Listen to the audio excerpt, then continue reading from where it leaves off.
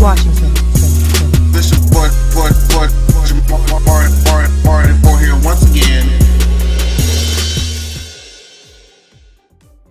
Hey, what's going on YouTube? This is your boy Jamar84 here once again, and we are here to recap and review this week's episode of Chasing Atlanta. Okay, now again, this week the fourth episode in, and you know we still ain't really got to like the meat and potatoes yet. You know, the steak of the season yet, but we saw the preview of the next episode. And it's like, okay, now we getting somewhere. All right. You know, in the preview, I see in Troy, looked like he was throwing some fists. I see Oliver down the ground. I see Kendra picking up a chair and about to toss it. I'm like, ooh, child. Everything about to come to a head in this next episode. But we're getting too far ahead of ourselves. We're going to talk about this week. Okay, so now, this week we start off with like a recap and, well, I won't say review, but I mean, essentially it is, of Troy's party from the previous episode. We're seeing the remnants of, Kendra saying she's basically not the one. Now, even though Kendra, there's some things that, I mean, the one point that Oliver did have is that you calling him Olivia, and if you misgendering him, or if he did the same thing to you, it would be a whole different story. So it's kind of like, you got to keep that same energy. You can't get mad and start doing the thing to people that you wouldn't want done to you. So I have to critique you on that. But, I mean, I feel like I've gotten somewhat more of an understanding as to what her whole entire beef was. And I guess while, she was either in jail and, going through her time, that Oliver had been saying all these different things about her being unprofessional. And it's the fact that, she didn't show up on time. And it's kind of like affecting her and making people feel like they may not want to work with her when she's already dealt with that with the producer who didn't want to work with her because she was trans. And so I get that part. And so I feel like you guys both have said and done things to each other. And it's really just a matter of being in the same room and being in the mindset of, I want to squash this. Because if one person doesn't want to squash it, it's not going to get squashed. And it feels like Oliver wants to squash it. Because I don't feel like he ever wanted there to be like anything. Oliver just has things that he says that offends people. And I think he's sort of realizing that about himself now. So I feel like that was the whole entire basis of their whole spat. But she's just like, girl, I'm not here for it right about now. And so it was just a mess. So in the next scene, we see that Dom gets invited by Cameron, to his house, because he wanted to go to the event, but he ended up not going for, his own whatever reasons. And so Dominique is giving him a whole, recap on what happened at the event so he can kind of know what went on. And of course, he told him about the whole Oliver and Kendra debacle. But he lists that he had this interaction with Travis. Now, you remember Travis? Last episode, and even this episode, they didn't even show Travis at all this entire episode. But baby, they were dragging him through the mud and back the whole time. Because Dominique recants on the fact that Travis sort of pulled him into him. Now, I remember vaguely when I first saw that, and I couldn't tell if, like, Dominique tripped. But it was kind of like a, whoa, very awkward moment. And you could tell that at the moment, Dominique kind of was like, he was pointing his finger like, hey, don't do that shit. I'm trying to be, cute right now and not blow up. But, like, don't try it. With a smile on his face. So he was like, that really rubbed me the wrong way. And of course he was calling him like Beijing. What do you call him? Beijing Travis? Child, it was just shade all over the goddamn place. But he basically was telling him like, I'm not really here for Miss Travis. So this next scene, we see Oliver takes his mom out to the spa. They want to have like, some other mother and son time because they're so close. And so while she's sitting there getting her facial done, Oliver kind of gives her the update on the whole Christmas event and how he saw Kendra and the things that Kendra said. And of course, like, when you're a mother and your child tells you that somebody is trying to do bodily harm to you, and because, Kendra did say, I can make it so that you can't even go outside or go out nowhere. Of course, she's going to turn into, the mother bear, the protector, and is willing to fight. Like, she got aggressive. She talked about she might want to lay hands on Kendra. And, Oliver's mother is a lesbian, so she got a little bit extra doubts of masculinity going on. So there might be, a little bit more oomph than the average woman. So I'm like, well, child, I hope I hope it never reaches that point where the parents have to start getting involved. I really do. But they also talk about how Oliver's mom recently got married, which is, of course, a wonderful thing. Of course, the child, you want to be happy for your parent if they ever decide to remarry. But he was like, well, I'm happy for you and all. But she's like, I didn't even find out that you were going to go to the courthouse until like 12 hours before. But and like you wouldn't even tell me. But the thing is, it's not uncommon. Because let me tell you something about from my experience and what I've heard and seen from the lesbian community. They love hard and they love fast. Okay, they will meet, date for 2 weeks, and then move into a new apartment together at the end of the second week. And then get married by the end of the month. And sometimes be lasting. Sometimes it lasts. I don't know, it's just something about the female energy that just makes it work. And we over here, child, if we stay together 6 months, it's an accomplishment, it's a milestone. It's like, damn, y'all been together 6 months and ain't nobody cheated, ain't nobody fought each other, ain't nobody ran nobody over with a car. Like, it's horrible. But we're working on it. But shout out to Oliver and his mom. So in this next scene, we see Dominique meeting up with Rico, and before that, we're seeing like all these different clips about when the coronavirus initially first started or first came about, and all the headlines and people not really knowing what to do, people not really knowing how to react, and people's jobs or businesses started getting shut down, and people are kind of like, well, how am I supposed to, pay my bills? So Dominique talked about how he had his loyal clientele who still were able to drop off their dogs at his home to kind of keep some revenue coming in. And Rico talked about how he had recorded so much content for a lot of his shows way back in North Carolina that it can kind of last him so he can constantly still be putting out content, even though, we're going through this time. And he did make a great point. And I feel like a lot of creators, even myself, really had taken this advice of, during this time when everybody's at home, we're all in quarantine anyway, it's a great opportunity to, as a content creator, to put out things because you're already at home anyway. You have much less distractions. Your creativity has more of a chance to be, focused. So it's a great, idea to keep putting out content. And that's kind of like what I've done, because I remember I took a very long break from YouTube for a while to do other things. And, I'm glad that I'm kind of like back focusing in my, my lane. So I think that's some great advice. And so as they're talking, kind of, reminiscing about that whole event, Dominique invited Kane over. Now, Kane is actually coming from the Chasing Dallas franchise. And you talk about how, he wanted to move, he wants to leave Dallas, he wants to come to Atlanta because, he felt like he wasn't really getting anything there. People weren't supportive of him.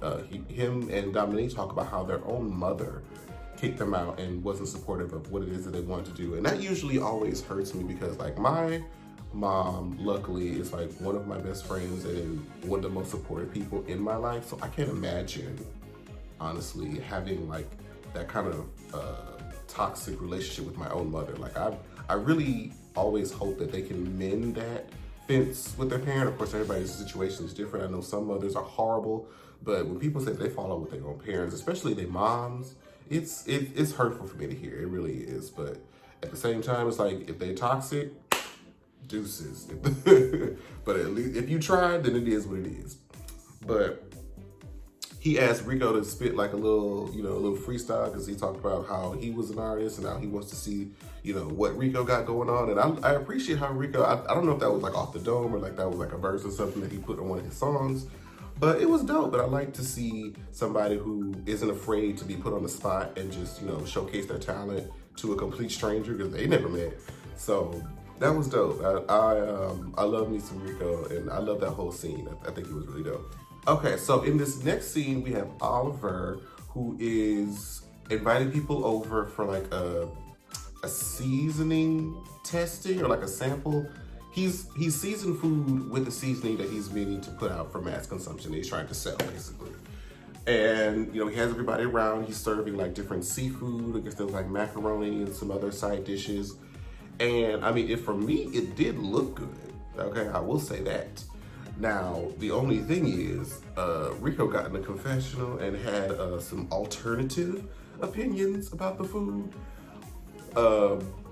But from what it didn't sound like it was so much so of the seasoning was bad, because he said that the seasoning was good, but he talked about how the macaroni was the best thing, but it was kind of dry and the food was cold. And one thing that he did mention, now this is one thing that I did agree with. This is one thing I did agree with. Is that if you're gonna serve shrimp, don't serve it with the tail. And my thing, you right, I hate that too. I really do. The only time that a tail is appropriate is if you're serving me a shrimp cocktail and it's on the little cup or whatever that got the cocktail sauce in it, and I can take one at the tail, dip it in the sauce, and bite it and rip the tail off. That is the only time that is appropriate. If you have a dish, especially if it's like a soup, a pasta, or anything, and you put the shrimp in, which is great, but if you put the shrimp in with the tail, that means I have to kind of like eat it separately almost and kind of like remove it. I don't like to work for my food. Like, I want the food to just be on the platter, on the plate, ready for me to take my eating utensil and just go to town. Like, I don't want to have to get tools, a bow and arrow, a damn, all this shit. I don't want to be doing all that. That's why I don't do crab legs, because that whole tool and machine doing all that just for that little tiny piece of meat, So I was feeling, I went to the whole ranch. But I was really feeling Rico on that. I was like, yeah, that would definitely be me. But I'm glad to see Oliver is, expanding his brand. He's, of course, he does his thing with music. Now he's trying to, since he likes to cook, he's trying to sell his own seasoning. So shout out to Oliver for his expanding the horizons. Now, while he's at this event, doing his thing, he gets a knock at the door. And we see this man with flowers. Now, from us, the audience standpoint point of view, we thinking that this must be his man, because as far as we know, he's had a man or has referred to a specific man this whole time. So I'm like, oh, okay, this must be his little boyfriend. And so when he talks about it in the confessional, he's like, well, this is like an old friend that we used to talk, and we used to flirt and do this, that, and whatever. And I'm like, oh, so this isn't your man. Oh, because he was talking about, he saw him on Instagram and where he was going to be, and then he decided to pop up. I'm like, I mean, he pop up with flowers because he's like, you don't know what I could have had going on. I could have had my man here, and then you would have came with flowers. It would have been a whole situation. But he's like, but I'm glad, thank you so much. I'm like, child, you playing a dangerous game. Oliver, you playing a dangerous game. Because if I was your boyfriend and I saw that shit, I'd be like, the fuck? I'm just saying. I think he said his name was Gerard. I couldn't catch his name, the last name. I want to say his first name is Gerard. Of course, correct me if I'm wrong. Oliver, should you ever see this? But yes, girl, I was like, okay, come on, flowers. So, after, well, actually, no. Did they do that scene they did do that scene. And you see Oliver out there with that man, and the man is like caressing, like Oliver's side, like his shoulder touching his face. And I'm like, okay, you do it a lot. But you could tell that Oliver was enjoying every minute of it. I'm like, this is bad. That is temptation and sin. Because you know what? You always have like that old fling that try to come back into your life, and they don't be no good for you, and you just be trying to, child. You be trying to do right, but child.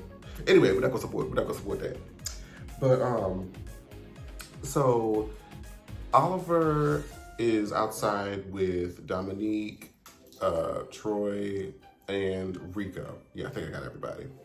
So they kind of looking like, well, girl, what's the tea with what we just saw? Like, who is this man? I mean, that's what we all want to know. But he was like, we're just a friend. We used to, talk or whatever. I'm like, all right, girl. So anyway, so they start talking about Travis and how Ollie says that, he used to try to date me, and one time he grabbed my ass, and Troy was like, well, he groped me too. And of course, Dominique recants the time. He was like, well, at Troy's party, he pulled me on top of him, and everybody just like dragging this man. Of course, it is kind of like weird if everybody has these similar sort of unwanted sexual advances from the same person. I don't want to say anything particularly about, Travis, because he hasn't had much of a chance to speak, himself. So the jury will still be out on that. However, it doesn't look good for you, girl. We'll say that. But yeah, that part is a little bit creepy. And so when they move from reading the hell out of Travis and his theater child, Troy brings up how he noticed whenever he talked with either Oliver or Q that there's always like a little bit of tension, and how like they kind of breeze past the subject, and he's trying to figure out like what's the whole, what's this energy about.